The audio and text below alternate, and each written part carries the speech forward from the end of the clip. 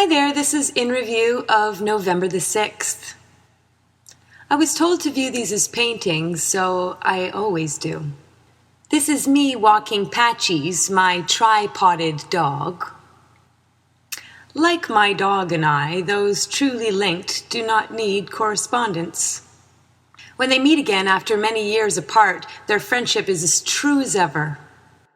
There was once this young and wealthy businessman who was on vacation, and pausing by a river at night, he heard the haunting sound of a flute.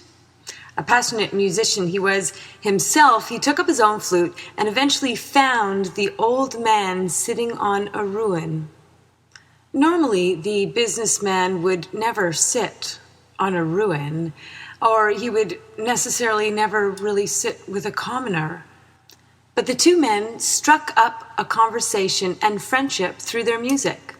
Their playing was as smooth and as natural as flowing water. Once a year, the businessman and the old man would renew their friendship. Though they had the chance to play their music with others during the rest of the year, each man declared that he had found his true counterpart. The businessman for years tried to lift the old man out of poverty, but his friend steadfast refused. He did not want to pollute their friendship with money. Years later, when the businessman was gray-haired, he went to the appointed spot, but his friend was not there. He tried to play alone, but his melody was forlorn. Finally, someone came to tell him that his friend had starved to death during a recent famine. This news made the businessman despondent. He was caught in the irony of knowing that he had the money to save his friend, and yet he understood the man's values as well. In sorrow, he broke his own flute. With my friend gone from the world, who will I play music for? True friendship is a rare harmony. So that's the first half of November the 6th, and this is the second half. Every river has its banks, every ocean has its shores. Constant expansion is not possible. Everything reaches its limits, and the wise always try to identify these limits.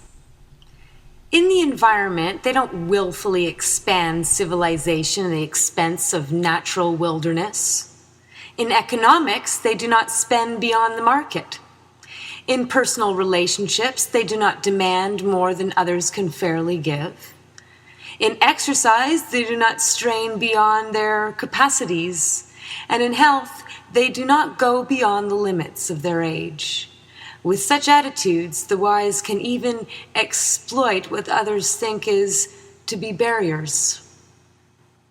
When one senses that one has come to the limits of the time and the situation, one should conserve one's energy.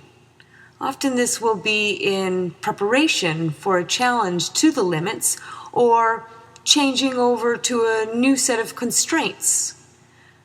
Whatever one comes upon the circumference, it is best to consider carefully and marshal one's resources before crossing the line. There's always uncertainty, and we must be wary. We can also utilize limits for our own purposes. We can trap someone because we know of the limits ahead. Defense is possible by utilizing given limits, as a wall protects our backs in a fight. Work is easier when we know that we will be working for a limited time. We can take advantage of opportunities because we know that they are only there for the moment. Limitations should not always be seen as negative constraints. They are the geography of our situation, and it's only right to take advantage of this. Bye now. See you next time.